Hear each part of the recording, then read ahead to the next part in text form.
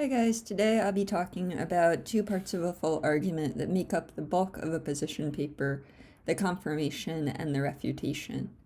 Once again, the structure I've given you, which you can find right here, this parts of a full argument document, this is a guide, so I really can't tell you how many confirmation points or key points you're going to need to help prove your thesis. That's sort of dependent on your individual project. But the rule of thumb is that confirmation makes up about 50% of your paper. And I've mentioned before that a good paper also incorporates 2 or 3 refutation points, but definitely more than one. Okay. Confirmation, again, involves making a claim and then using your sources in one way or another to support that claim. I sent an email the other day where I liken a position paper to a geometric or philosophical proof, where your thesis is the thing you're trying to prove, and the confirmation points, or these key claims, help the reader arrive at that thesis logically. On the other hand, refutation involves taking another person's claim and showing why it's incomplete or misguided through your own logic and source use. Doing this both, it reinforces your argument, but it also demonstrates your credibility. So you've done your research, considered other arguments out there, but have ultimately found that yours is the most complete. You need to handle a refutation respectfully. So sometimes you'll hear position papers referred to as argumentative essays, but argumentative doesn't mean combative. The goal here isn't to win, but to help a community arrive at a new potential solution to a problem that affects a wide range of people. So you really are helping, okay? In order to make an effective refutation, you need to do a couple of things. First, you briefly and accurately summarize the opposing argument.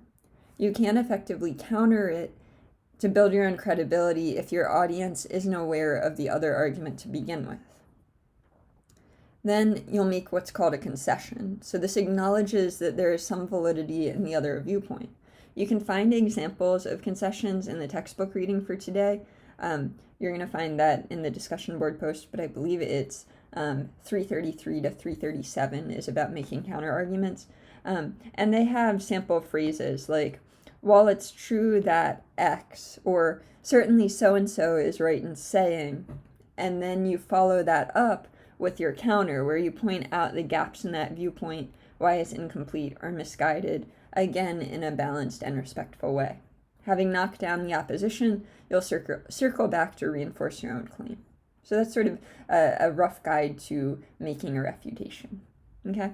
I posted this document on our Elms page on Wednesday, and it describes 8 ways to incorporate sources. So if you've read through this, which I highly recommend, you'll see that numbers 1, 4, and 6 are common methods of refutation. In 1, picking a fight, you raise an opposing claim and then fight it. And you're going to replace it again with your own claim, right? In number 4, which is leapfrogging or biting the hand that feeds you, you're going to agree with parts of the opposing claim, so you'll concede some points, but ultimately show how that claim is incomplete, and then again show why your claim is the more valid one. And then in number 6,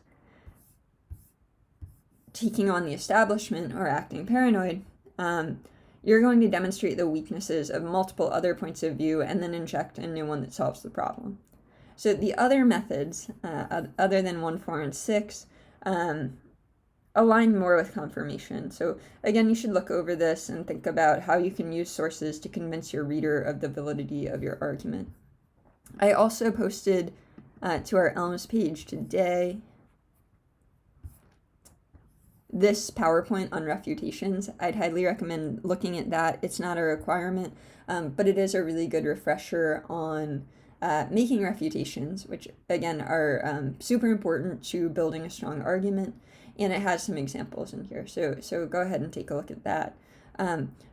For today, you should hop on the discussion board right here, and you're going to complete this short activity.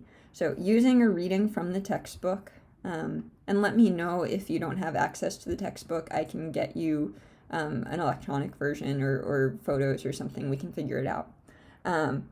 Using a short reading from the textbook and your own knowledge of your topic, you're going to be describing an opposing argument, finding some common ground with that opposition, right? Because you're always making these concessions to build your credibility, and then showing where the opposition is lacking.